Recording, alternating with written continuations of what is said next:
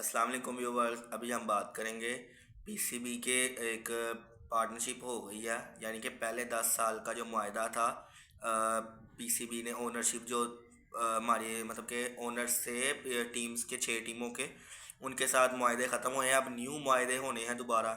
उसकी एक मीटिंग थी, वहाँ पार्टनरशिप की एक सरमनी थी छोटी सी, जहाँ पर प्रेस कॉन्फ्रेंस बुलाई गई, जहाँ पर सलमान नसीर जो कि पीसीबी के हेड हैं, उन्होंने कुछ सवालात के जवाब दिए, जिनमें से मेन टॉपिक की अगर मैं बात करूं तो अली तरीन के बारे में एक सवाल हुआ घुमा फिरा के, जिसके बारे में उन्होंने जवाब दिया। उन्होंने कहा अब एक फैमिली के 6 मेंबर हैं, ठीक है, तो वो मसला घर में आके बुला के घर में ही सॉल्व होगा, हम बाहर तो रोला नहीं डालेंगे। यानी ये कहने का मतलब है कि वो अब अली तरीन को बुला रहे हैं और उनसे बात करेंगे, और जो कि उनको करनी पड़ेगी भी और करनी पड़ती मतलब कि आप ये नहीं कह सकते कि आप वो अली तरीन को निकाल के किसी और को रखेंगे। भाई वो बंदा है एक, क्या कहते हैं, एक स्ट्रेट फॉरवर्ड बंदा, किसी के नीचे लग के नहीं ना रहेगा।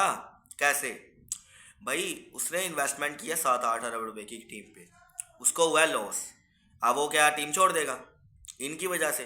कभी भी नहीं। और अगर ये भी कह देना कि ये निकाल देते हैं, तो वो केस कर देगा सीधा सीधा।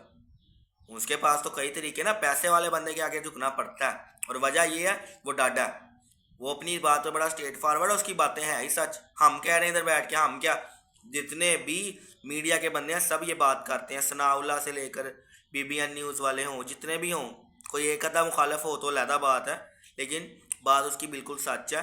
और उसकी बात को सुना गया है, यानी क्या कहा गया है कि जो 6 भाई हैं एक घर के, वो घर में बुला के उनको मसला हल होगा, जो भी उनको मुखालफा मतलब कि कोई भी इंकशाफात है उसको उसका हल किया जाएगा और उस बैठ के बात की जाएगी, जो कि ठीक है। और बाकी अगर एक और बात मैं ऐड करना चाहूँ, अगर अली तरीन घर का मेंबर है तो रिजवान भी तो घर का मेंबर है, प्लेयर है, टीम में से खेलता है।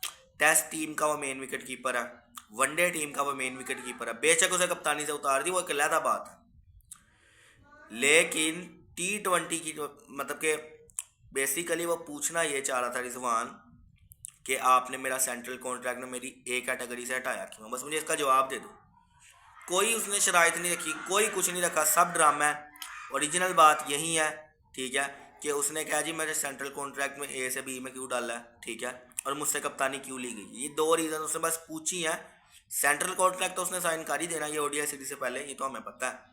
ये तो सिर्फ अभी अफवाहें हैं ना।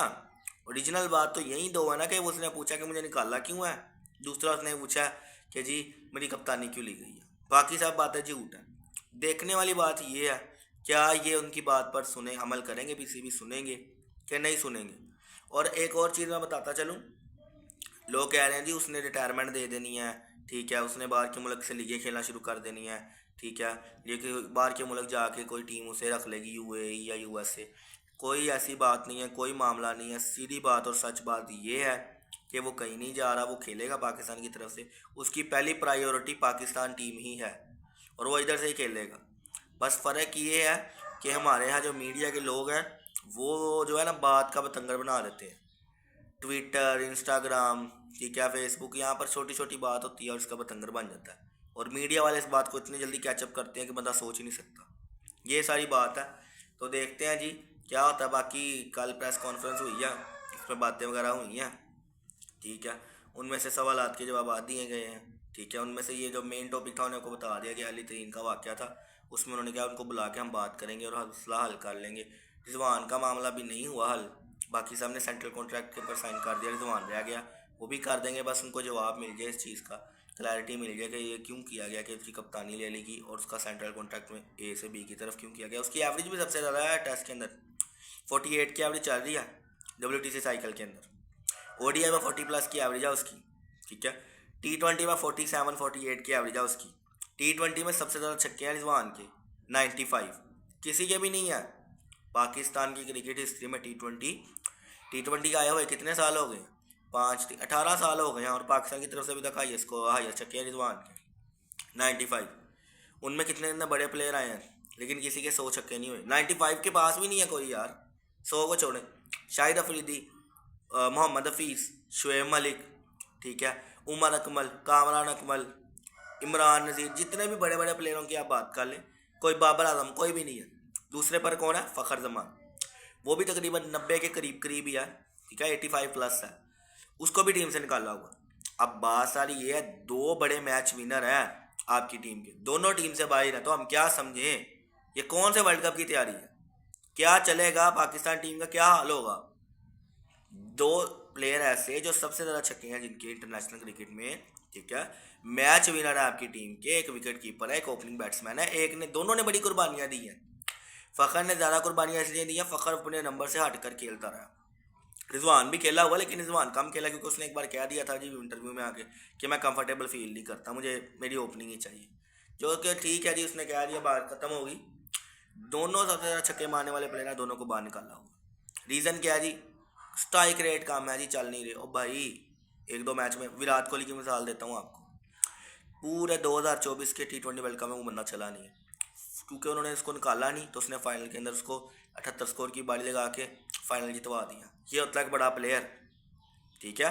आपने जो है ज्यादतियाँ करनी है तो करी जाए, टीम फिर भी उधर की उधर ही रह जानी है।